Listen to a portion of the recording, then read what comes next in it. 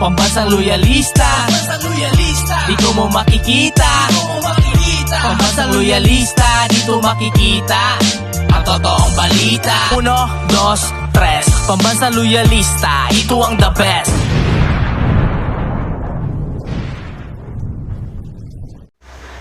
Mga ka-PL, pagkatapos pong mamigay ni Pangulong Bongbong Marcos sa Zamboanga at sa Cavite ng bigas, fertilizer at maging cash assistance, sunod pong pinuntahan ng Pangulo ay ang Camarines Sur, kung saan mga ka-PL, naroon din po itong Ateneo de Naga at ang mga estudyante nitong nursing na tila baga hindi naging maganda ang salubong nila kay Pangulong Bongbong Marcos. Imbis na salubungin po nila ng pasasalamat ang Pangulo dahil tinulungan po ang kanilang mga kababayan sa Kamsur, parang, para sa akin lang to parang pang-aasar at parang pambabastos pa po ang isinalubong nila kay Pangulong Bongbong Marcos. Ang buong pahayag nila mga ka-PL, eto, basahin ko po. At panoorin din po natin ang video habang namigay po ng tulong ng bigas at ng marami pang iba ang Pangulo.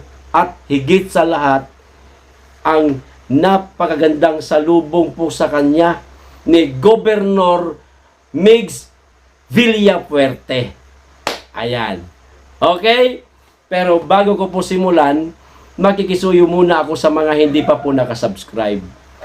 Baka naman po at pakiclick na rin ang notification bell para updated sa lahat ng upload at huwag niyo pong kalimutan, palike na rin sa video. Maraming salamat, makikisuyo. Mga ka-PL, panoorin po muna natin ang video habang namamahagi at talumpati ng ating Pangulo. Bago po itong naging pahayag ng mga nursing nga na para sa akin may pambabastos po ito sa Pangulo. O ito na po ang video. It is very clear that you love the people of Camarines Sur and ramdam na ramdam po namin na lagi po nasa isip at puso mo ang mga tao na taga Camarines Sur. Masaya po ako makasama kayo lahat sa mahalagang araw na ito upang salubungin ang pagbabalik ng ating mahal na Pangulo sa ating probinsya, our beloved President, ang ating pinagmamalaki na adopted son of Camarines Sur. Palakpan po natin, His Excellency President Ferdinand Bongbong Marcos Jr.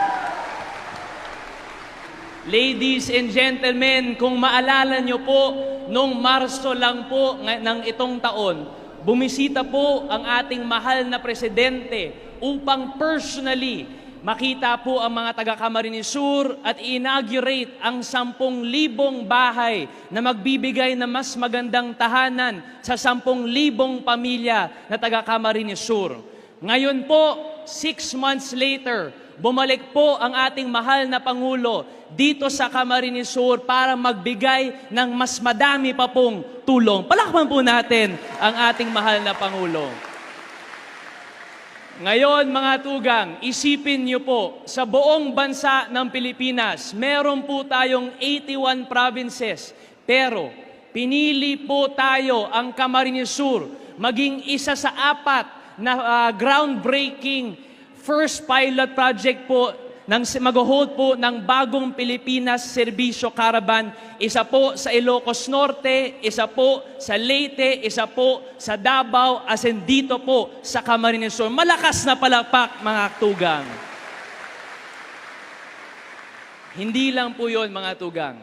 Sa 4 na lugar na meron pong first bagong Pilipinas Serbisyo pinili po ng ating presidente personally pumunta dito sa Camarines Sur para makita po kayo at personally magbigay ng tulong sa inyo ngayong araw na ito. At hindi lang po yun mga kapatid. Sa 4 na lugar na mag-ground break po ng bagong Pilipinas Servicio Fair. Dito po sa Kamsur, ang pinakamaraming tao matutulungan. Mahigit 200,000 na tao ang matutulungan ng ating mahal na Pangulo.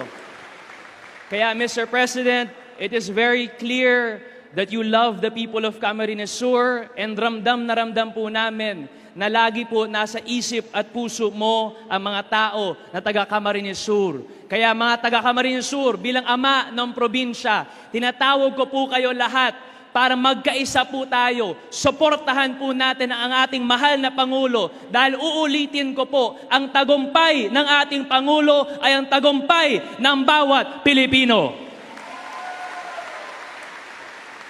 Kaya Mr. President, it is truly an honor to be with you here today and thank you for all the blessings that you have given to the people of Camarines Sur. Mga tugang, sabay-sabay po tayo, taas po tayo lahat at bigyan natin ng malakas na pasasalamat ang ating mahal na Pangulo, His Excellency President Ferdinand Bongbong Marcos Jr. Diyos mabulas po sa Indogabos.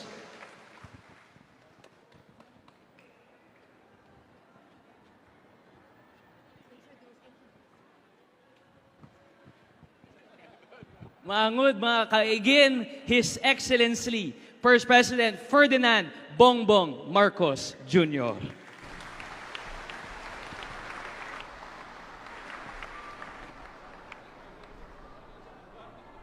Maraming salamat sa ating butihing gobernador, ama ng probinsya, ang ating Gov Migs Villafuerte, at ang ating dalawang congressman, Congressman El Rey na nagsasabi nga, nag-uusap kami kanina habang nagsasalita si Gov, sabi namin pwede na tayo mag-retire. Kaya na nila itong trabaho na ito. Pero habang nandito pa kami, tuloy-tuloy pa rin ang aming gagawin. Tuloy, kasama si Kong Luigi. At sila'y magkasama ngayon ng aking anak sa Kongreso. At lahat ng mga kinakailangan natin para pagandahin ang buhay ng bawat Pilipino ay dinadala rin namin sa Kongreso upang matulungan tayo sa mga iba't ibang batas.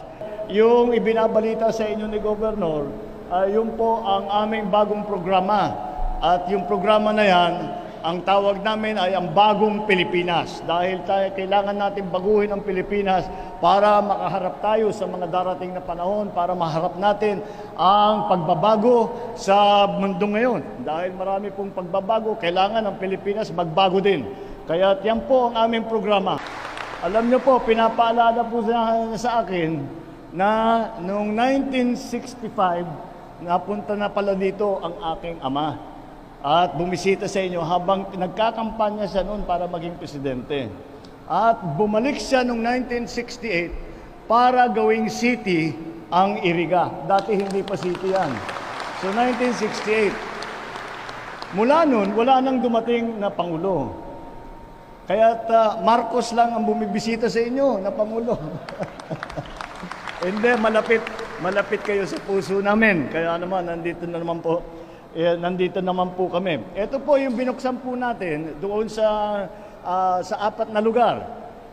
Sa Nabwa kami, tapos dito ngayon sa Leyte, sa Ilocos Norte, at saka sa Davao. Ito yung bagong programa ng pamahalaan. At kung titingnan po ninyo ang nangyari doon sa ibang lugar, ang nangyari ay nagtayo po tayo ng mga pangtulong sa iba't ibang bagay, hindi lamang sa agrikultura, hindi lamang sa mga magsasaka, kung hindi, nandyan na rin po, naglagay na tayo ng extension parang desk para sa mga NBI clearance, para sa lisensya, para sa passport, lahat po ng mga pangangailangan ay nandyan na at hindi na kayo kailangan lumayo pa sa inyong pinanggagalingan. Ngayon po, nandito po kami upang magbigay naman ng tulong sa mga nangangailangan. Dahil alam po natin ay nagtaasan ang presyo ng bigas at sobrang taas ng presyo, kaya napilitan tayo maglagay ng price cap. Pero ang dami pa rin kulang. Kaya ang dami pa rin kulang sa pag-distribute. Marami naman tayong bigas, hindi lang na ilalabas ng tama. Kaya hindi problema ang supply sa atin dito sa Pilipinas. Ay sabi ng Department of Agriculture ay mas malaki ang ani natin ngayong taon na ito kaysa sa nakaraan. Kaya sa production side naman ay nagiging maayos. Ngunit kailangan natin ayusin ang sistema mula sa pagtanim, mula sa pag-research and development, hanggang sa pagtanim, hanggang sa processing, hanggang sa distribution, marketing, hanggang sa retail. Kaya ginagawa po natin na binubuo natin lahat yan. Sana naman sa lalong madaling panahon ay makikita na natin at mararamdaman na natin yung pagbabago na yan na pinag-uusapan natin. Ito pong bigas ay para sa mga talagang nangangailangan. At tinignan lang po namin kung saan marami ang 4P beneficiaries sa buong Pilipinas. At yun ang tinignan namin. Ang mga benepisyaryo ngayong araw na ito, dito sa dala naming bigas, ay ang mga 4Ps. Kinuha namin ang listahan sa 4Ps. Ito po ay kinuha na ng pamahalaan para naman binili na privately para ipamigay po sa inyo. Alam niyo po, tayo naman sa pamahalaan, ginagawa po natin ang lahat na matiyak na unang-una na sapat ang pagkain. Na pangalawa, na ito ay nasa presyo na abot kaya ng mga kababayan natin. Kaya yan po ang naging dahilan kung bakit po nandito tayo at nagbibigay tayo ng bigas para naman makasiguro na yung pinakamahirap na ating mga kababayan ay hindi naman gugutumin at kahit papano meron silang kakainin. Kaya yan po ang inyong pamahalaan. Ang gobyerno po ang lumalapit na ngayon sa inyo. Hindi kayo namin inaantay pang pumunta sa gusali, sa opisina ng mga government offices. Ay kami na po ang lalapit. Yan po ang Bagong Pilipinas na programa. Pagka gumagawa kami ng fair na ganyan, ayun, yun kasama lahat. At yun na lang, isa lang ang pupuntahan ninyo. At ngayon po, ito naman ay ang bigas para naman makatulong at makatiyak na hindi po naghihirap masyado ang ating mga kababayan na kahit papano may nakakain, kahit papano napapakain ang inyong mga pamilya. At kung hindi talaga kaya, nandito po ang pamahalaan na tutulong sa inyo. Maraming salamat po. Magandang tanghali. Maraming salamat po, mahal na Pangulo. Ayos! Napakaraming bigas na ipamimigay ang ating Pangulo. At maliban po sa bigas, kung hindi ako nagkakamali mga ka-PL, meron din pong cash assistance. Ngayon, ito na po ang naging pahayag ng mga mag-aaral ng Ateneo de Naga na mga nursing. Maikli lang po ang babasahin ko at napakahaba po nitong kanilang pahayag mga ka-PL na kung babasahin ko po ng buo, wala hong pinagkaiba doon sa laging sinasabi nito mga kritiko ng Pangulo na ang naging bunga daw po ng martial law ay ang pagpapahirap sa taong bayan, marami di umanong mga nabiktima at kawalan daw po ng karapatang pantao. Wala hong pinagkaiba, di ba? O ito po ang sabi nila, Ateneo Nursing Student Association commemorates martial law declaration, honors victim.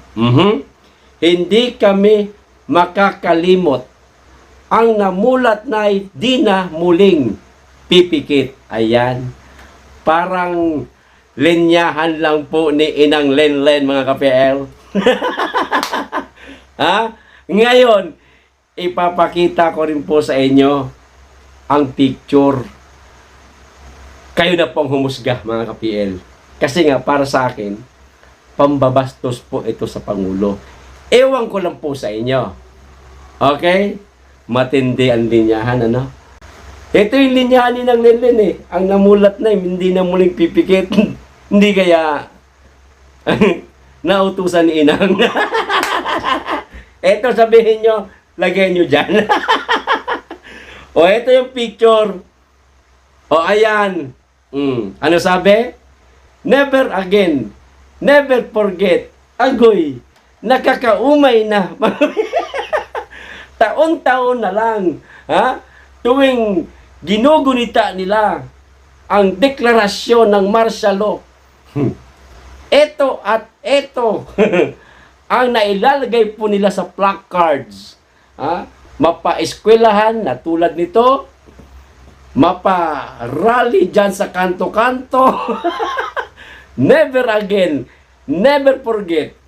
Never forget man talaga. Totoo man yan. Maging kami man, masasabi namin never forget. Bakit? Paano makakalimutan? Taon-taon ginuginita yan. At paano nyo nasabi na never again? Kung magkaroon ng pag-aalsa, bumaba itong mga walang tsinelas mula sa bundok, magbitbit ng armas at nais pabagsakin ang gobyerno, never again pa rin? Papayag kayo na maagaw nitong mga makakaliwa ang pamamahala sa ating bansa? Papayag kayo na maging komunistang bansa tayo? Huwag niyong sasabihin yan. Hindi nyo alam ang mangyayari sa hinaharap. O ano? Masasabi niyo mga ka-PL? Paki-comment lamang po kung ito ba ay may kabastusan o wala. Kung ito ba ay pambabastos sa Pangulo o hindi. Okay? Hanggang dito lamang po tayo. Maraming salamat po sa inyo lahat. Mag-iingat kayong lagi. Be blessed. Oops! Sandali lang mga ka-PL. Lilinawin ko lang. Wala pong kinalaman dito ang eskwelahan ng Ateneo de Naga. Maliwanag? Uulitin ko pa. Walang kinalaman ang eskwelahan ng Ateneo de Naga. Okay? Babush!